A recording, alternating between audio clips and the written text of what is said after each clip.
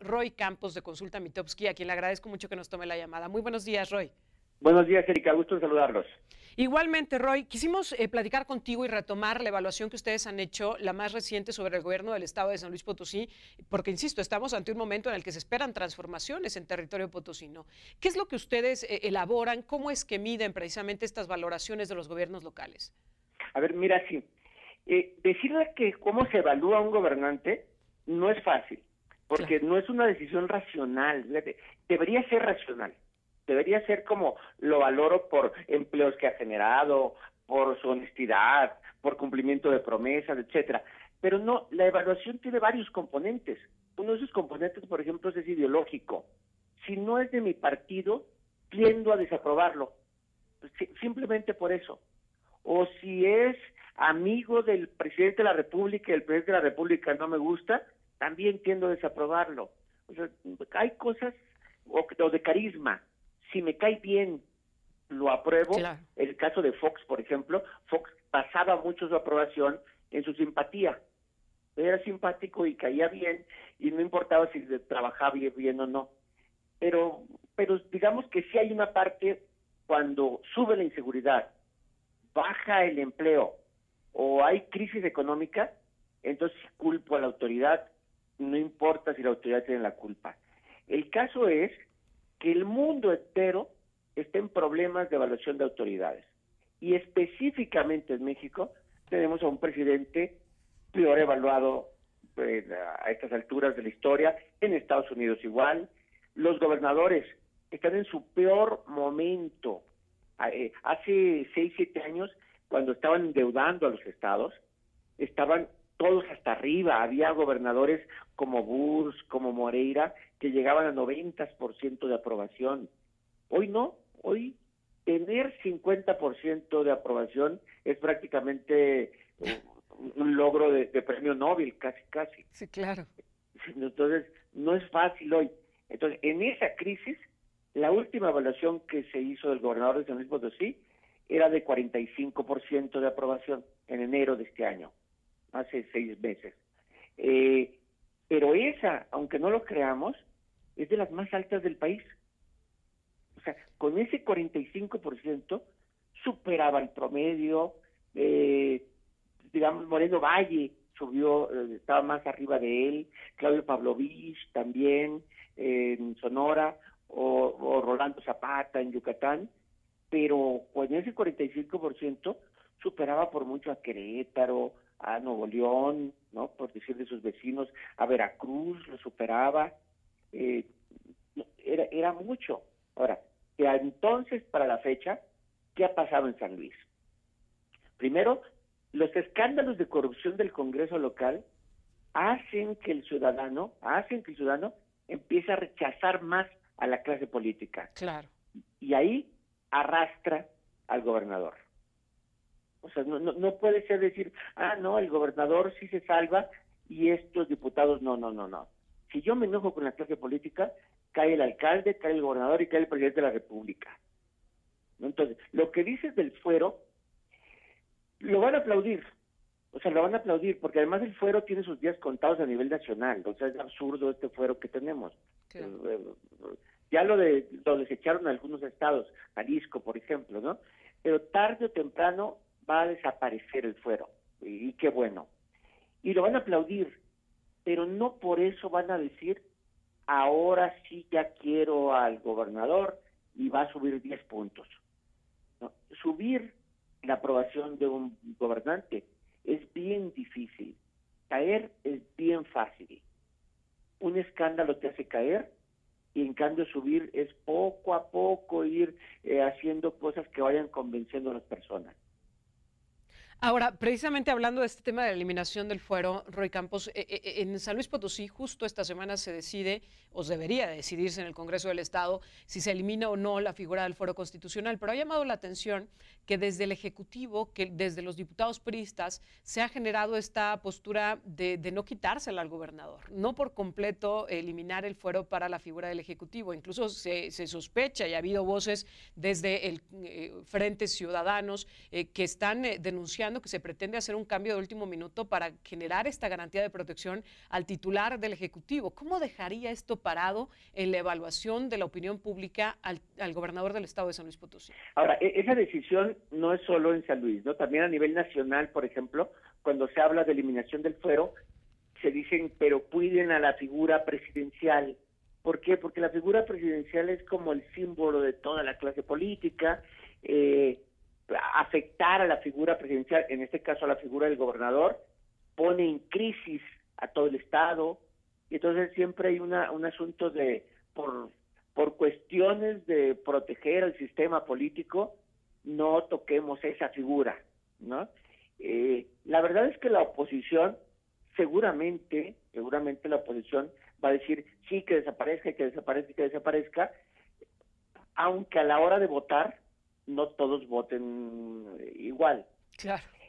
¿No? O sea, porque luego, sí, el discurso es una cosa, y luego por ahí algunos dicen que voto de conciencia lo hacen para proteger. Pero sí, los dejaría como que están cuidando una complicidad, aunque no sea cierto, ¿eh?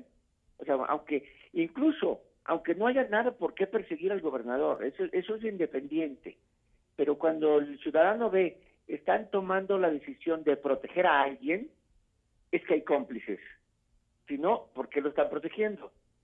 No entienden las razones racionales, políticas, históricas, lo que le quieran poner en el discurso.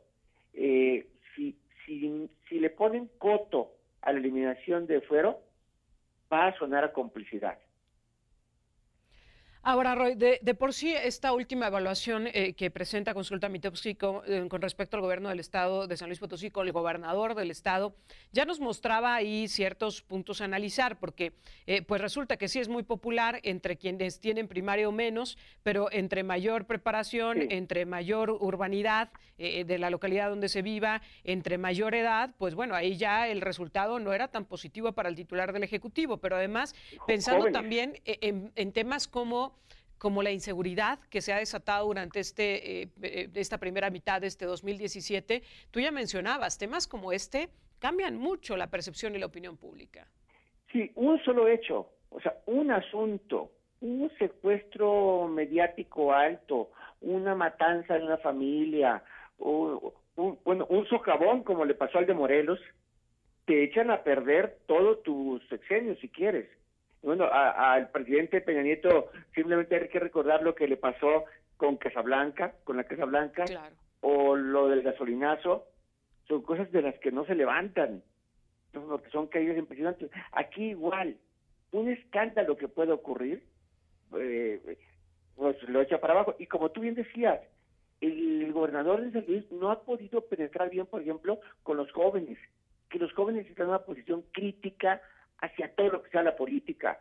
Los universitarios, a los universitarios les pegó desde el principio del sexenio el asunto de los impuestos, etcétera, y tampoco evaluan bien.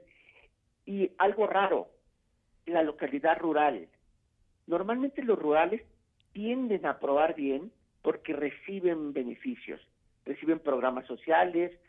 En el caso de San Luis Potosí, la zona rural no está aprobando bien al gobernador, tal vez por la pobreza, la sequía o lo que sea, pero sienten que no están siendo bien atendidos. Entonces no es pareja la evaluación, y por ideologías, y te digo, ¿no? O sea, el priismo lo aprueba bien, pero si no eres priista, prácticamente por definición tiendes a desaprobarlo.